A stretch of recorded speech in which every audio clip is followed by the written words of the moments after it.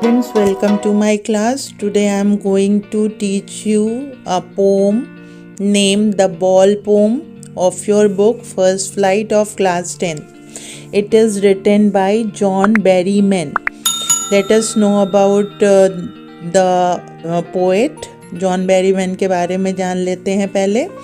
John Berryman was an American poet and scholar. He is best known for the Dream Songs in 1969, which was a sequence of 385 poems. तो John Berryman American poet और scholar हैं और वो जो हैं अपने best known dream songs के लिए जाने जाते हैं. और ये जो ड्रीम सॉन्ग्स हैं 385 पोम्स का एक सीक्वेंस है. इसके लिए इन्हें प्राइज़ में मिला हुआ है. He won Pulitzer prize for the dream song. He also won Nobel book award. इनको पुलित्ज़र प्राइज़ भी मिला हुआ है और नोबल बुक अवार्ड भी मिला हुआ है.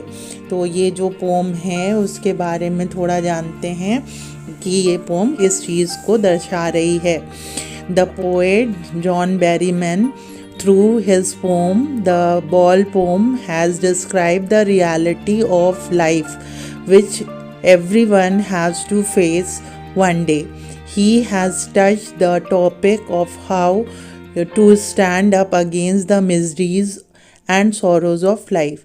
यहाँ पर जो जॉन बेरीमैन ने इस पोम के द बॉल पोम के ज़रिए, जबकि पोम का नाम बॉल है, बॉल पोम है, यहाँ पे लग रहा होगा कि एक बच्चे को बॉल दी गई है, बॉल खेला जा रहा है, लेकिन यहाँ पर बॉल उस चीज़ को नहीं कर रहा है. बॉल के ज़रिए उन्होंने जीवन की वास्तविकता को दर्शाने की कोशिश की है. उस वास्तविकता को जो सबके सामने आती है, मिजरी जो है लाइफ की, जो ट्रेजिडी है लाइफ की, वो सबके सामने आती है, उसको दर्शाने की कोशिश की है. आइए हम पोम को पढ़ते हैं, तब अच्छे से समझते हैं कि क्या है इस पोम के अंदर. Before we read, let us go through what is written inside the blue box. A boy lost a ball. He is very upset. A ball doesn't cost much, nor is it difficult to buy another ball. Why then is the boy upset? Okay? तो ball खो गई है एक बच्चे से और ball ख़रीदना आसान है, बॉल महंगी नहीं आती है, लेकिन वो बॉल खोकर इतना अपसेट क्यों है. आइए जानते हैं इस पोम के through. What is the boy now who has lost his ball? What is he to do? I saw it go, merrily bouncing down the street and then merrily over there it is in the water. तो poet कहते हैं कि what is the boy now, मतलब अब वो लड़का क्या करेगा. Who has lost his ball, जिसने अपनी गेंद खो दी है. What is he to do, अब क्या वो करेगा.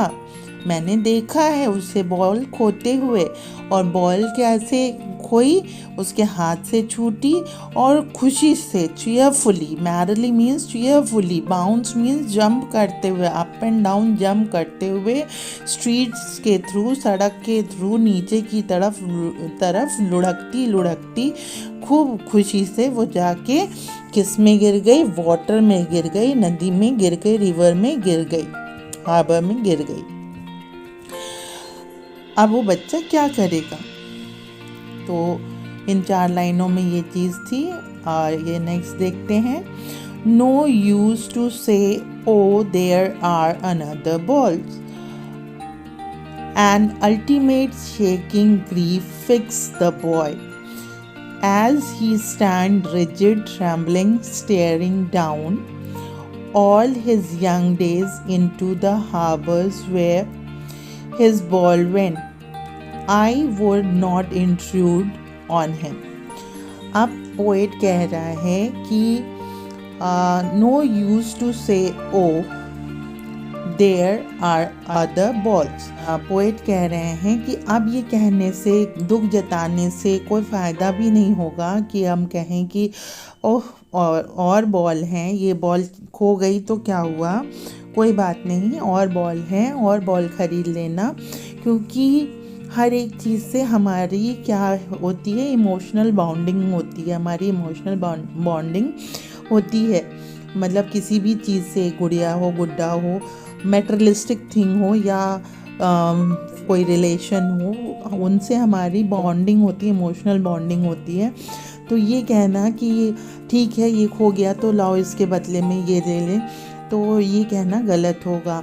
And ultimate shaking grief fix the boy. और वो बच्चा जो है वो बहुत दुखी है, वो उसके चेहरे पे वो दुख दिख रहा है कि उसकी बॉल उससे बिछड़ गई है, दूर चली गई है, पानी में चली गई है।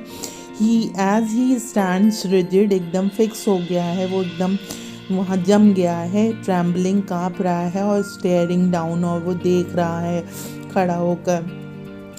All his young days into the harbour's way. और वो जो यंग डेज़ की उसकी मेमोरीज हैं, जो चाइल्डहुड की मेमोरीज हैं, जो उस वर्ल्ड से जुड़ी हुई हैं, वो कहाँ चली गई हैं, वो मैरली बाउंस करते करते पानी में चली गई हैं, अब वो हार्बर में बह गई हैं।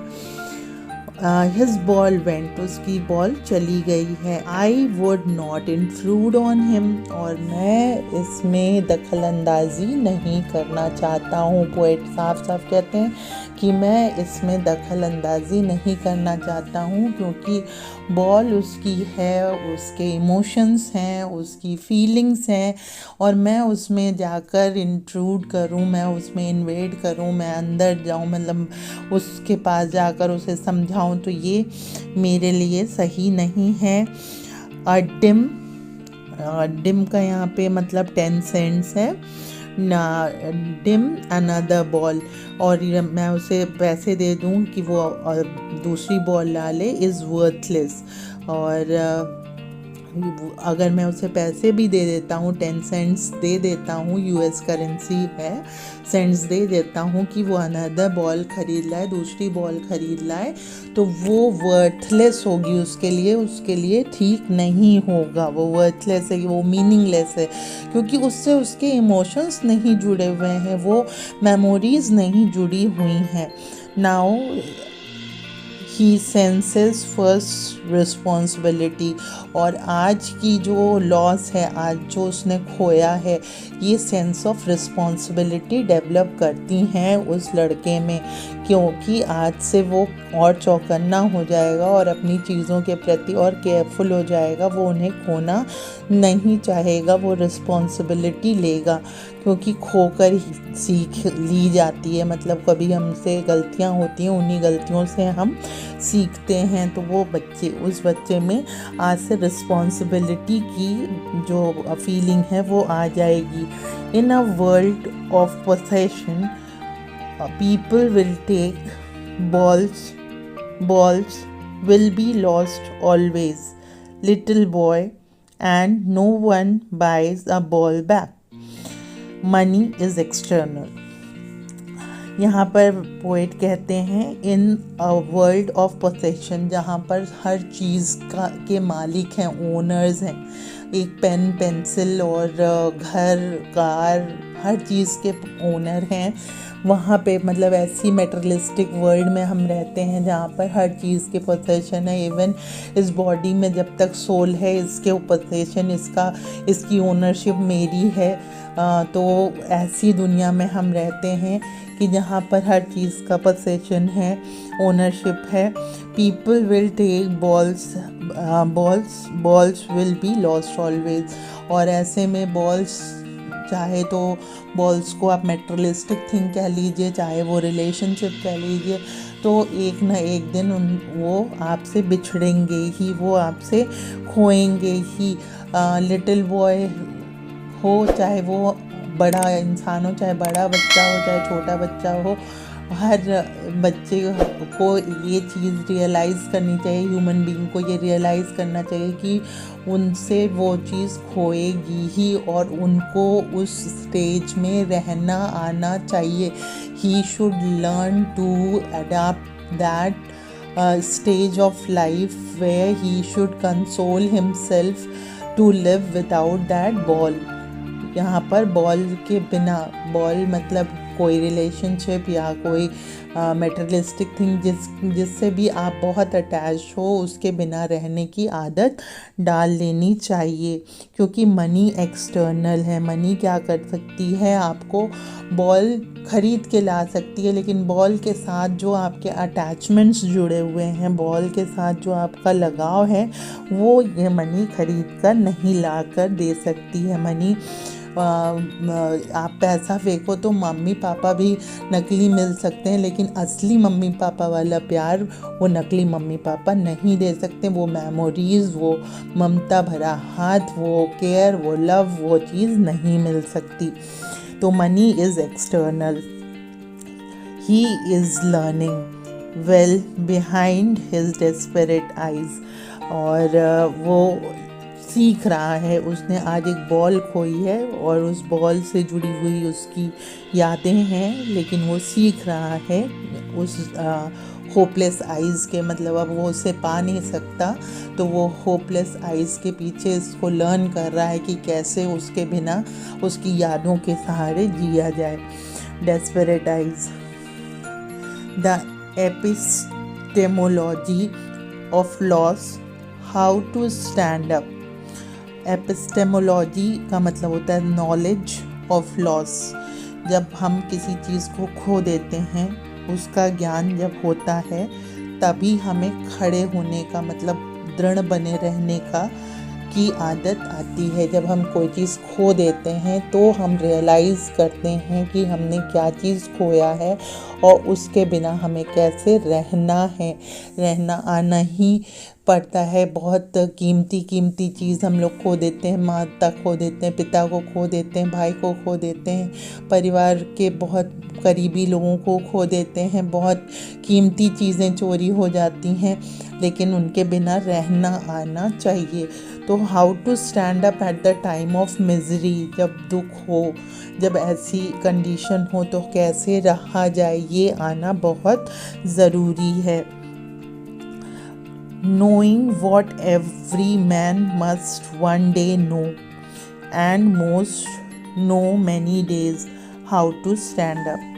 और ये चीज़ वो सीख रहा है अब, क्योंकि वो छोटा बच्चा है. वो अब सीख रहा है कि कैसे लॉस को बेयर किया जाता है, कैसे मिजरी को शॉर्ट आउट किया जाता है, ग्रीफ को कैसे सहा जाता है, और इमोशंस को कैसे कंट्रोल किया जाता है, मेमोरीज़ को लेके कैसे जिया जाता है. ये सारी चीज़ें वो सीख रहा है. कुछ लोगों ने सीख लिया है और कुछ लोग सीख रहे हैं. तो इस तरीके से ये जो बॉल पोम है, इसका टाइटल इससे को रिलेट नहीं होता है, लेकिन मतलब बॉल पोम अगर टाइटल देखा जाए तो ऐसा लगेगा कि किसी बच्चे को बॉल देके खेलने के ऊपर होगी, लेकिन यहाँ पर बॉल पोम एक रियलिस्टिक नॉलेज हमें प्रोवाइड कर रही है. यहाँ पे बहुत ही अच्छा वर्ड यूज़ हुआ है नॉलेज के लिए. एपिस्टेमोलॉजी वो नॉलेज प्रोवाइड कर रही है हमें कि हम जानें कि जीवन एक ऐसा चक्र है जहाँ पर हर इंसान को पसेशन रखने का अधिकार तो है, लेकिन पसेशन रखने पर ये चीज़ दिमाग में बैठा लेने की भी ज़रूरत है कि वह एक न एक दिन उस चीज़ को खोएगा और उसके बिना रहने की आदत उसे डाल लेनी पड़ेगी. आइए हम लोग कुछ लिटरेरी डिवाइसेस देख लेते हैं. इसमें एनाफोरा है. एनाफोरा कैसे है, क्योंकि मैरी ट्वाइस आया है. एनाफोरा या रिपीटिशन कह सकते हैं, क्योंकि वॉट मैरी 2 बार आया है. एसोनेंस है. एसोनेंस क्यों है, क्योंकि यहाँ पर वाल साउंड कई बार कई लाइंस में आप देखेंगे. जैसे फर्स्ट लाइन में ही देखें तो ए आई ई ओ बार बार ओ का रिपीटिशन आ रहा है। तो इस तरीके से एसोनेंस है। इमेजरी है, imagery obviously ball is merrily bouncing on the street, वो इमेजरी है। रेपिटेशन हमने आपको बता दिया है, जो what merry merry ball ball, ये सब रेपिटेशन है। एलिट्रेशन है, एलिट्रेशन भी है, B B B by ball back. तो ये चीज़ देख लीजिएगा। एक बार मैं फिर रिपीट करती हूँ। एनाफोरा है, एसोनेंस है, इमेजरी है, रिपीटिशन है, एलिट्रेशन है। ये लिटरेरी डिवाइसेस हैं और पोम की राइमिंग स्कीम नहीं है, ये फ्री वर्स पोम है, तो राइमिंग स्कीम यहाँ पर नहीं है। Hope you have understood the poem. Poem बहुत अच्छी है और लाइफ के बारे में सिखाती है, बहुत ही मोटिवेशनल पोम है।